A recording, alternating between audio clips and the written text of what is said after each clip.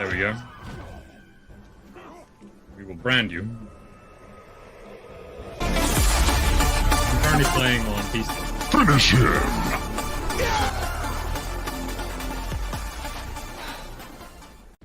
Hey guys, welcome to the Middle-earth Shadow of Mordor review. Shadow of Mordor is a 2014 action-adventure game developed by Monolith Productions. The game takes place between the events of The Hobbit and the Lord of the Rings film trilogies.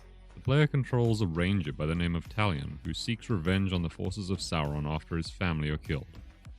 Players can travel across locations in the game through parkour or riding monsters. A core feature of Shadow of Mordor is the Nemesis system. The game can track any Uruk that the player comes into contact with. The game begins tracking Uruks that perform any notable talents within the game, such as killing the player or surviving an encounter with the player. These Uruk will be promoted into captains. Pug has arrived. Holy shit!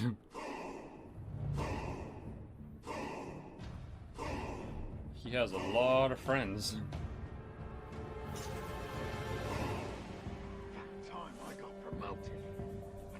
The storylines are rather erratic and dragged down by anticlimactic fights and scenes. The story itself is bare bones, with a good hook and some extremely subpar payoffs and developments to keep you engaged. The game fails to successfully tie together all of its various plot threads in the game's conclusion.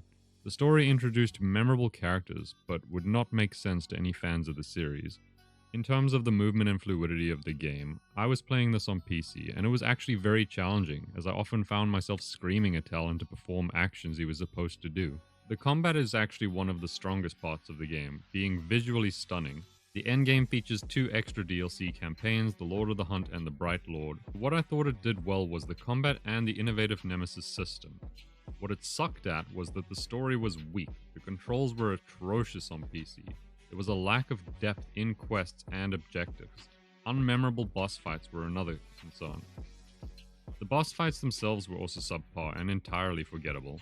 The final verdict for this game is going to be a 4 out of 10.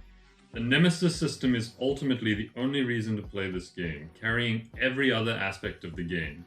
You will get bored long before the story ends and get frustrated with how monotonous some of the tasks can honestly be. There is a ton of additional DLC content here, but you just don't feel like going through any of it because you've lost a lot of the desire to actually continue playing the game. Hey guys, if you enjoyed this video, feel free to like or subscribe and maybe check me out on Twitch. Cheers.